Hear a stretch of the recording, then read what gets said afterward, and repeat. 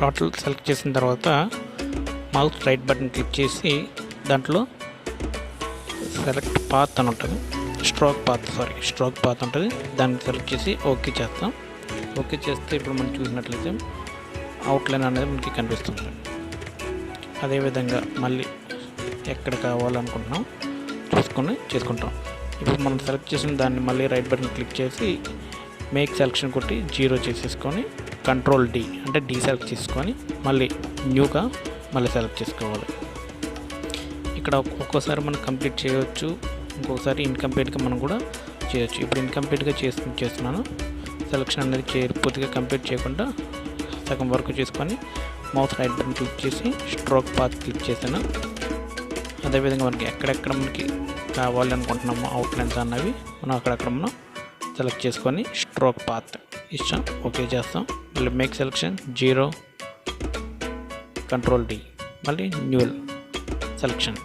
ఆ విధంగా మనం టోటల్ ఇమేజ్ మొత్తాన్ని కూడా ఎక్కడెక్కడ మనం లైన్స్ కావాలనుకుంటున్నామో ఆ ఏరియాలు మొత్తం అంతా కూడా మనం సెలెక్ట్ చేసుకుంటాం. మౌస్ రైట్ బటన్ క్లిక్ చేస్తాం, stroke path okay and again control mouse right button make selection 0 control D ఈ విధంగా చేసుకుంటూ వస్తాం. బట్ గమనించాలి, లేయర్ 1లో ఇమేజ్ ఉంటుంది, layer 2 empty image. Layer 2 select చేసి మాత్రమే టోటల్ మనం సెలెక్షన్ అనేది కంప్లీట్ చేసుకుంటూ రావాలి. ఎక్కడెక్కడ మనకి లైన్స్ కావాలనుకుంటున్నామో ఆ ఏరియా అంతా కూడా మనం సెలెక్ట్ చేసుకుంటూ వస్తాం. ఆ సెలెక్షన్ అనేది మనకి పక్కగా ఉంటే ఇమేజ్ కరెక్ట్గా వస్తుంది మనకి.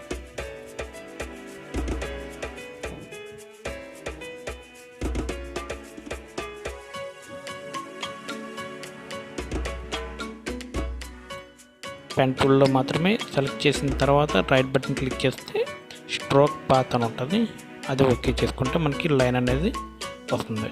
ఫస్ట్ మనం పెన్సిల్లో సెలెక్ట్ చేసుకున్నాం కాబట్టి మనం ఏదైతే స్ట్రెంత్ చూపించుకోవడం ఉందో ఆ ఇమేజ్ ఆ లెంత్ మాత్రం మనకి ఇక్కడ చూపించడం జరుగుతుంది.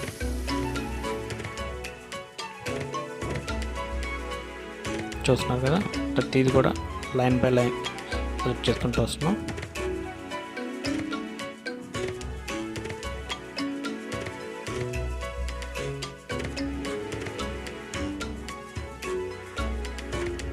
పెన్ టూల్తో మొత్తం టోటల్ కంప్లీట్ కాకుండా కూడా మనం దీన్ని యూజ్ చేసుకోవచ్చు.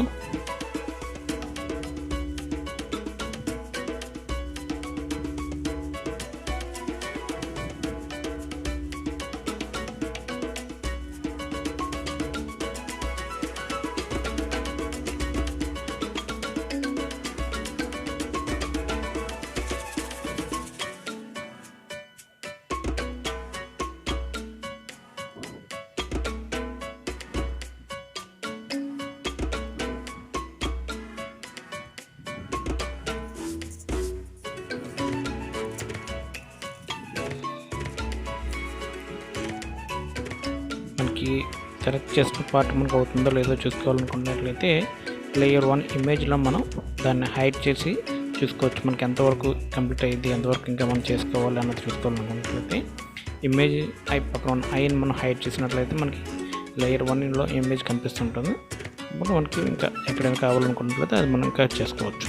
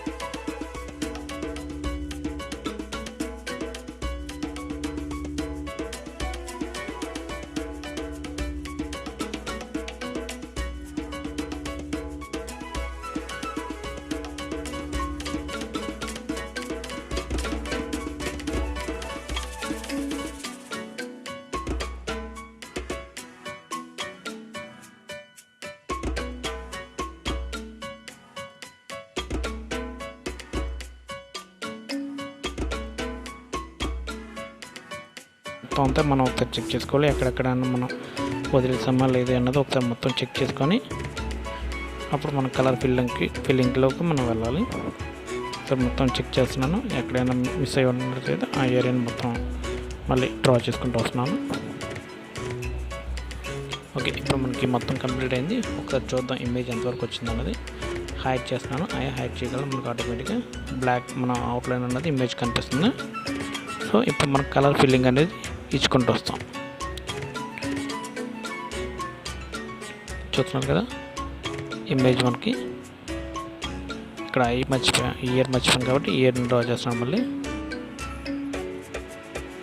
ఒకసారి మనం హైడ్ చేసుకుని చెక్ చేసుకుంటూ ఉంటే మనకి ఎక్కడైనా మిస్ అయ్యిందా లేదా ఏంటి అన్నది మనకి తెలుస్తూ ఉంటుంది.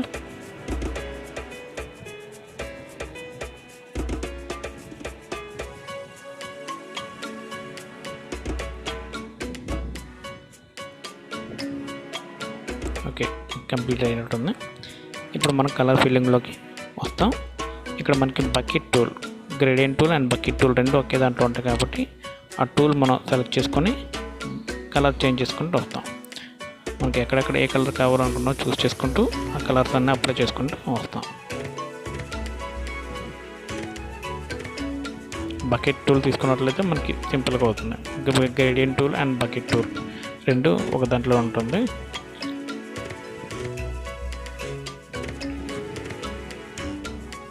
కలర్స్ మనం పిక్ చేసుకుంటూ ఆ కలర్ మార్చుకుంటూ బకెట్ టూల్తో మన కలర్ అనేది అప్లై చేసుకుంటూ వస్తాం.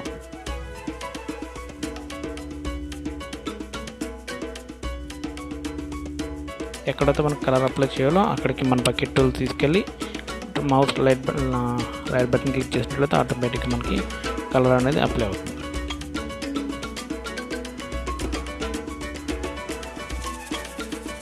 చూసారు కదా, మనకి ఇక్కడ వైట్ ఉన్న దగ్గర కూడా మనం వైట్ అప్లై చేయాలి, లేదంటే మనకి ట్రాన్స్పరెంట్ కలర్ వస్తుంది. వైట్ ఎక్కడైనా కావాలనుకుంటే వైట్ కలర్ అప్లై చేసుకుంటూ వస్తుంది.